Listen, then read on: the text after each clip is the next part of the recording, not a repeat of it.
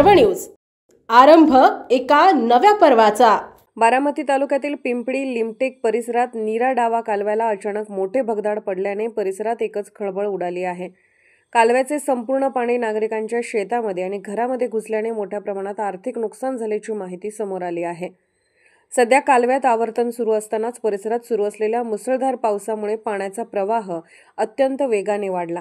त्यामुळे कालव्याच्या संरचनेवर ताण आला आणि पिंपळी लिमटेक भागात कालव्यास मोठे भगदाड पडले। पाणी थेट लोकांच्या घरामध्ये आणि शेतामध्ये शिरल्याने अनेक कुटुंबांचे संसार धोक्यात आले आहेत। घटनेची माहिती मिळताच जलसंपदा विभागाने तात्काळ पावले उचलली असून नीरा डावा कालव्याचे आवर्तन तात्काळ बंद करण्यात आले आहे। अधिकाऱ्यांची पथके घटनास्थळी दाखल झाली असून परिस्थिती नियंत्रणात आणण्याचे काम सुरू आहे। बारामती तालुक्यात पावसाचा जोर सुरूच असल्याने नदीपात्र आणि कालवा परिसरात नागरिकांनी जाऊ नये असे आवाहन तहसीलदार गणेश शिंदे यांनी केले आहे। तसेच अत्यावश्यक कामाशिवाय घराबाहेर पडू नये, कोणत्याही अफवांवर विश्वास ठेवू नये आणि आपत्कालीन परिस्थितीत तात्काळ प्रशासनाशी संपर्क साधावा असे त्यांनी स्पष्ट केले आहे। सध्याची परिस्थिती गंभीर असली तरी प्रशासन सतर्क असून मदत कार्य सुरू आहे।